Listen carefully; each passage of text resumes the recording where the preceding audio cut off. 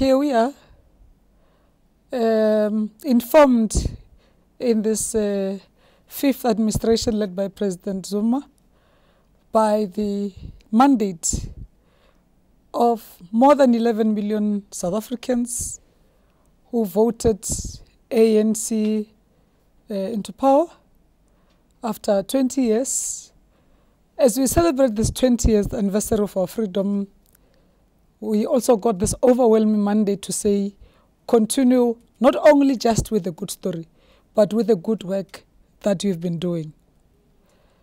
From where we are seated, we are also informed by the manifesto of the African National Congress, which actually contested for the elections. The manifesto looks at the 20 years and the achievements of South Africa's foreign policy, championing the diplomacy of Ubuntu, starting with the fact that we come from being a skunk to the center stage of international relations, that we have returned to all important international bodies, starting with the premier institution, UN, but not only that, but that in the 20 years, we've also served in the United Nations Security Council, albeit as a non-permanent member. But we've made history by serving on more than 2 terms in that lesser period of time. We have been able to play our role for peace, security, and development, not just in our neighborhood of SADC, but also in the continent. We've played our role in the strengthening of institutions of governance in the continent, even as we transform from OAU to AU. We have availed, contested, and won. When I say availed, that made available the first African woman as the chair of the AU. And I mean, till now, she not just made history, but those she works with and all heads of states in the entire continent sing praises of the work she does. These were all firsts. We hosted COP17, contributed positively in the United Nations framework for climate change, which is very critical for us as a developing country. As much as we are amongst the middle economy emitters, we are not necessarily responsible for the industrial revolution that happened in Western countries. But because of where we sit, we are able to, we have been able to negotiate a very successful outcome, the Durban Platform of Action, because of the geographic and economic space we find ourselves in, where as we talk as Africans together with South Africa there, we can command a unified voice. Working together with the countries of the South, they also know who we are, where we come from. They were with us in the trenches when we were fighting apartheid. But also because you have people of Western origin who call South Africa home. We're all able to play that unifying role in the North-South divide or North-South dialogue. We hosted BRICS. Not only hosting, we joined, worked with the BRICS member states in finalizing the vision for BRICS. We continue to consolidate the IPSA. So in the new term, the mandate we have is continue DECO in this fifth administration. DECO must use the success stories to then say, how do we continue? Because we're not starting afresh. How do we continue using these milestones that we've achieved to work together with other departments of government and government clusters to continue thinking globally and act locally? By that I mean, how do we contribute positively to the radical transformation of our social economic well-being as a country. We need a radical shift in the way we approach things, economic development in our country. Wherever we go, with other government departments led by our president, we tell the world that we shall no longer be known as a country that comes from the continent that becomes the largest producer of platinum and have minimum beneficiation here. So we will talk of industrialization, expansion of our economy, but also beneficiation of our mineral resources to make use of our land. For food security, there are good news coming our way from the FAO about South Africa's standing or stature now as far as food security is concerned. I'll wait for the president to make the pronouncement. But also to say we could also become a food basket of the world, not just South Africa, but the continent at large. We also have to up on skills development. Now, skills development would mean that we make use of our own institutions of learning at home, but also partnerships with other countries. The other day, the Deputy President was reminding us, Deputy President Ramaphosa, that if we say that we are moving into an era where if South Africa's economy has to improve, we must be seriously looking at mixed economy approach, mixed energy approach, looking at all opportunities that come our way in improving our energy output.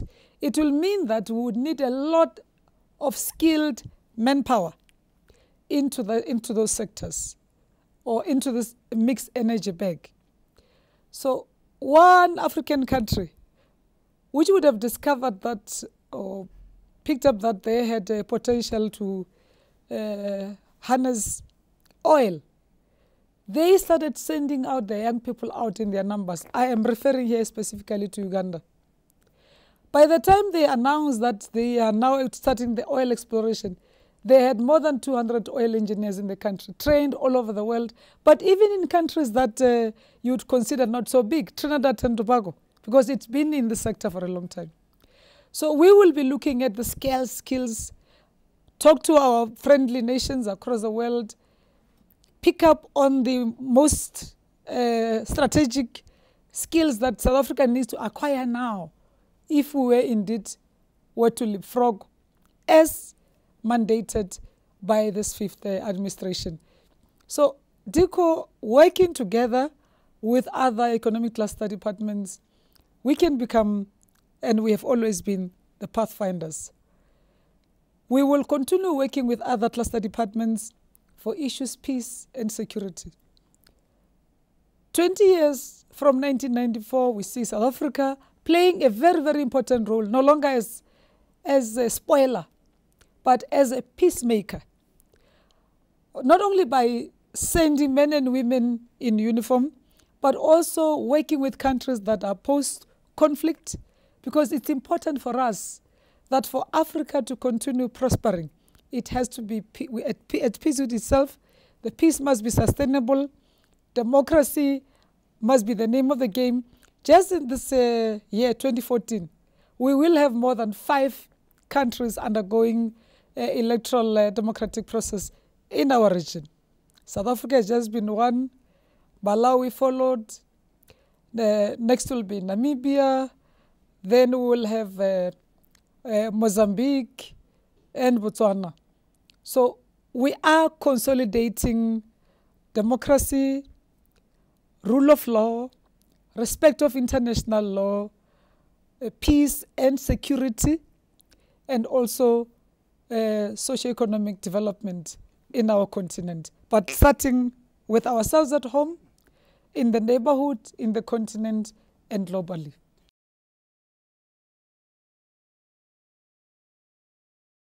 I'm going to start by saying that we think preventative diplomacy is key.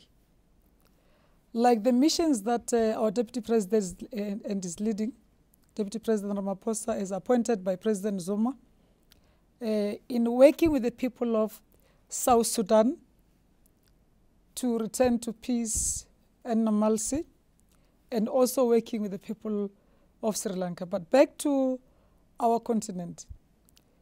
We had noticed a few years ago that there's this new trend where you no longer have your proverbial military coups, but where you would have a democratic election or electoral process taking place in country A few months after elections, some mutineers will start making noise. Then later followed immediately by themselves declaring themselves to be rebels, and then wanting to negotiate power with an elected government. If that doesn't happen, a war ensues. We've seen that in such destabilizations, like it has happened in Mali and a few countries that we've mentioned now, putting aside Somalia, that has been a problem that we've been trying to resolve, and it's much, much better now. These insurgencies end up with rogue elements using religion and tribalism here and there to try and bring insecurity and insurgencies in our countries. The leaders of the continent in the last two summits of the AU have come up with a mechanism to say, yes, they're aware that 10 years ago there was a decision to have African response force, which was going to be regionally based. That now with this new development, maybe it is important that while we are waiting for the African standby force to finally come through and be operational, we need some urgent and interim measures. And that's why the last two summits took a decision that we need to have our own African capacity for immediate response. So I'm sure the leaders in the next coming summit will be finalizing the operationalization of that. This will be made of countries, volunteer countries who just say, Kwanel, enough is enough. We will have to stand on our own to start indeed practically intervening to deal with African problems, to bring about African solution. Working together, of course, with the AU and the Peace and Security Council of the AU. Well, Africa has never been on its own. Africa is just but part of the global village. Africa has always had friends and foes. Africa has things very attractive that make economies spin around the world. So we always have to be able to protect our people, our best resource, protect our natural resources, protect our land, but also make sure that we can only attain development through peace and security. The world is restive today. There are other areas, other regions in the world where peace has always been eluding leaders in those regions. But in Africa, we missed out on the industrial revolution. We really shouldn't miss this opportunity for development in this relatively peaceful era that we've experienced in the past 20 years, where you have almost 80%, if not more, of governments coming through democratic electoral process. We are not doing as well as we should, but we are also not giving up hope. There has been discussions between the President Salva Kiir and those who are aggrieved. There has been a process that has been going on of bringing the two sides together through IGAD, which is the regional body in that part of the continent. But we have also been requested through Deputy President Ramaphosa, as the Special Envoy President Zuma, to hold political discussions, that is, between the SPLM and those aggrieved, and ANC, also with the RDF of Ethiopia.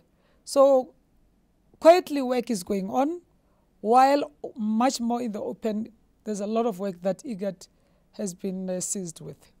And also, including the fact that there have been one or two resolution of the Security Council regarding this matter of South Sudan. Well, we are quite happy and satisfied that we've done our best.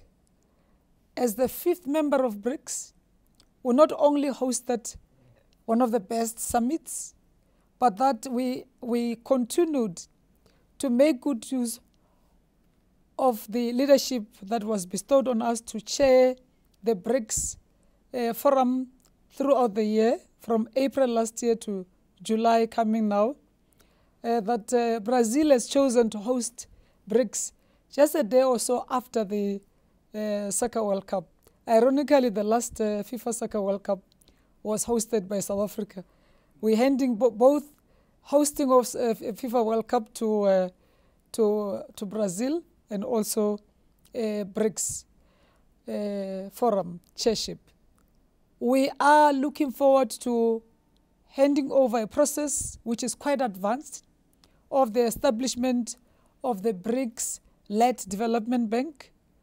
We are looking forward for the conclusion of the currency reserves and swaps mechanism which was adopted in South Africa. We think that the BRICS Business Council has done very well. They've held one formal summit in South Africa, and they've had 2 video-linked meetings. We see a lot of excitement of business-to-business engagements between our companies, which is quite a good thing. I know that there's a lot of work that has happened through our BRICS Academic Forum and BRICS Think Tanks Council.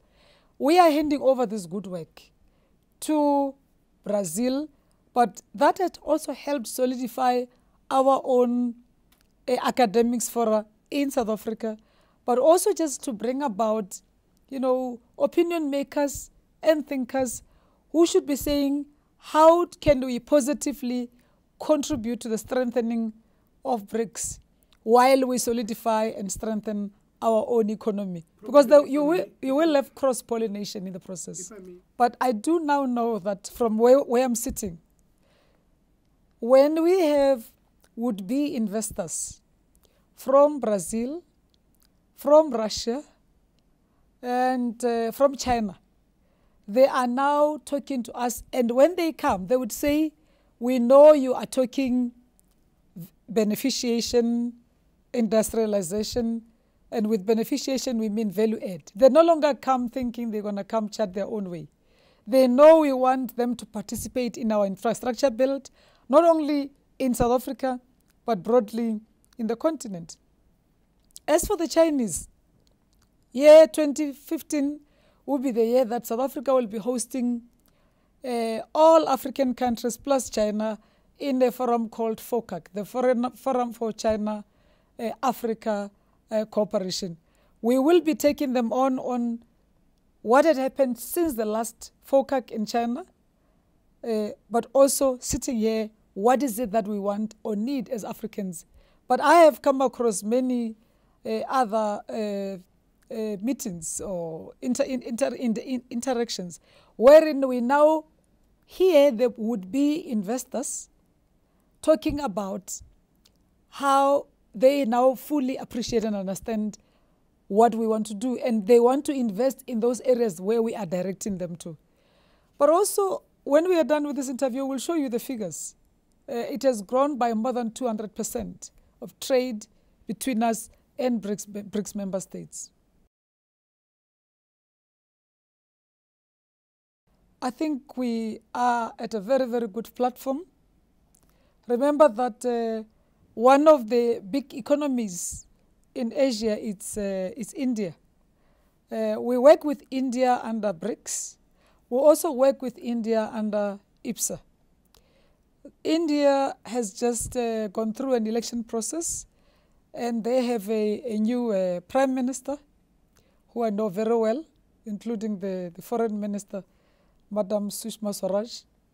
We have expanded our cooperation with the countries of Southeast Asia, or ASEAN, where you have your Malaysia and Philippines, Thailand, and the rest.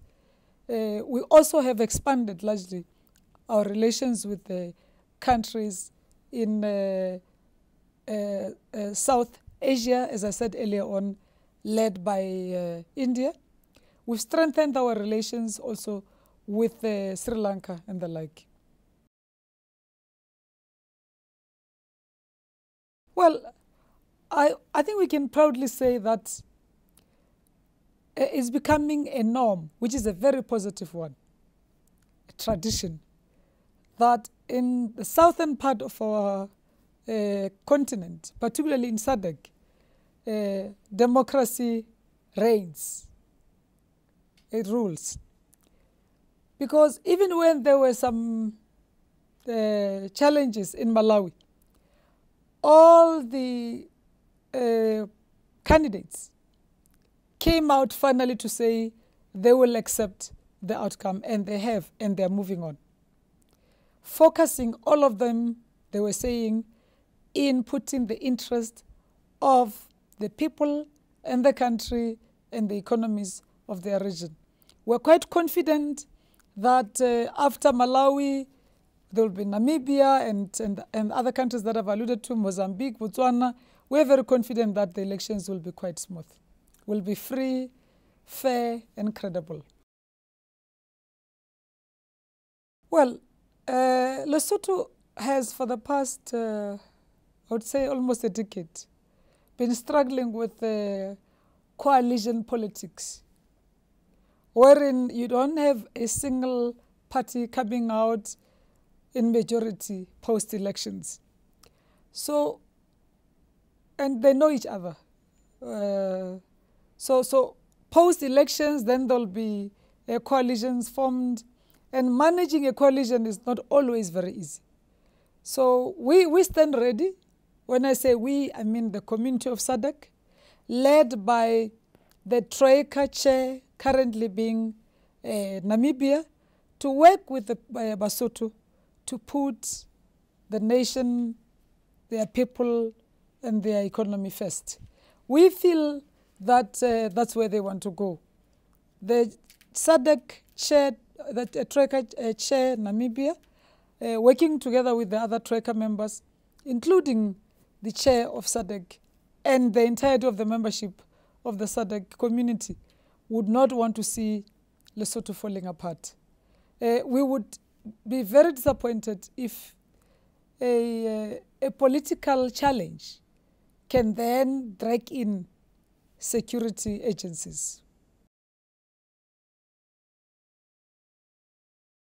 We have been engaging with the leadership in Swaziland, both at the level of government, but also from the ruling party side. Listening to people of Swaziland from all angles. At the end of the day, a long-term solution to whatever challenges that the people of Swaziland are faced with will have to come from the Swazis themselves. But we will not look away. We will continue working with them and helping them find a progressive way forward together. We have had challenges with Rwanda, but we've also had very good diplomatic and political relations. We always choose to avoid megaphone diplomacy. And we think that the initiatives we have undertaken would be able to bring us back to our diplomatic relations back to normalcy. We have been engaging at the most senior level, or the highest level possible, between the leadership of South Africa and Rwanda. We have also made it quite clear and simple on areas where we were unhappy. And there is a process that we have agreed upon, which I think will bear fruits. This is a mid-year summit. Mid-year summit of the AU normally doesn't look at, taking up big decisions, but would really rather focus on checking on whether we are making progress on decisions that have already been undertaken, looking at actually the implementation thereof, of the decisions that would have been taken at the main summit in January. Key amongst them being issues of peace, security, tranquility in our continent, which will bring about peace, which will bring about development. So we'll take stock of all peace missions and progress made so far, and areas that would be needing immediate attention from our neighborhood. Secondly, year 2014, in line with Agenda 2063. Remember, Agenda 23 comes out of the vision that came as we were celebrating 50th anniversary of the OUAU. So leaders had agreed that this year, 2014, we will focus specifically on food security and agriculture. So this is the year for food security and agriculture. So we'll look at programs and the progress we have made so far in an intensification of highlighting the importance of agriculture and food security for our continent. If we are indeed developing, if indeed Africa confirms that Africa is rising, it should be that we are able to keep our people food secure. The other issues that we always look at is that we look at the progress we are making in NEPAD and NEPAD programs and projects, key amongst them being integration of our infrastructure. This time around, we have charted not only the map, but the projects plan. Our president is championing the North-South highway. So we should be listening to our experts to say, this is the progress we have made so far. I think we're making very good progress in integration of infrastructure on our continent, but also integration of our economies. This will be amongst the key highlights. Above all, maintenance of peace and security on our continent. It's at the top of the heads of our leaders. But also this incident, which you referred to earlier on, these abductions, this is a new phenomenon on our continent. It is not just a Nigerian problem, but also to say this is really not a matter of women on the continent, but it should be a matter that worry all of us. I'm sure and I hope and pray that by the time we meet in Malabo, the more than 200 girls that were abducted in Chibok from Nigeria would have returned back safely to their families. All African leaders should have come up with a very, very clear plan on how this ceases to be just but one country's problem. Because when you look at that area of Chibok, it's not just about Nigeria. A few days ago or yesterday, we heard of how the same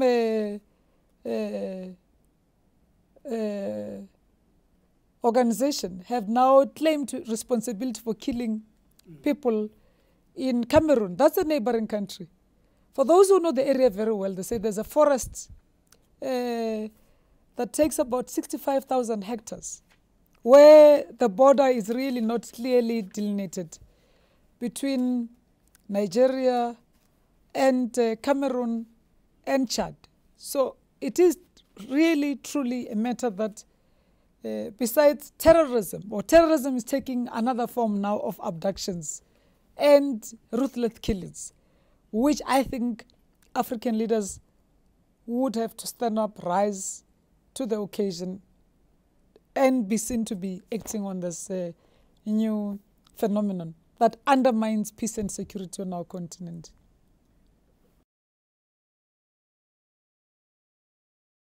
What's exciting is that you know that we've been debating a formal adoption through a parliamentary process of the white paper of the diplomacy of Ubuntu. We have let the public debate this in full, where we say in diplomacy of Ubuntu, I am because you are. Where we say we are neither a power or a hard power or a soft power. We are about international relations and cooperation. One, on issues peace and security, that we will not be provocative, but we shall neither fold our arms where there's a need for us to work for peace. That's why we have our people, men and women in uniform, in several other countries where we've been called upon to help in maintenance of peace. But that comes in as the last option. Our diplomacy of Ubuntu champions peace, security. It champions a policy that says where there's peace and security, there will development. It talks to integration of our economies in a peaceful environment.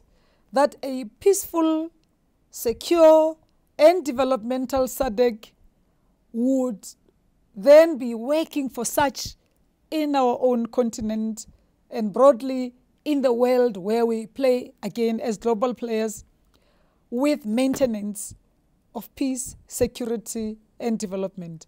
That we shall work for expansion of industrialization through beneficiation of our mineral resources, but also then trade with the world in proper and regulated mechanism.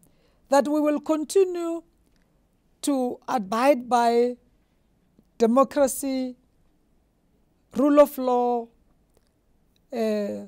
respect of our people's human rights, not only in our country, but in our neighborhood, in our continent, in the world. Because if we are informed by the diplomacy of Ubuntu, it says that which I wish for myself, I wish for my next door neighbor, and to my neighborhood, and to my region, and to the world. So we want to maintain that this Africa that is rising is the best safeguards of our national interest. If it's developmental, if it's secure, if it's not provocative but can never be taken for granted,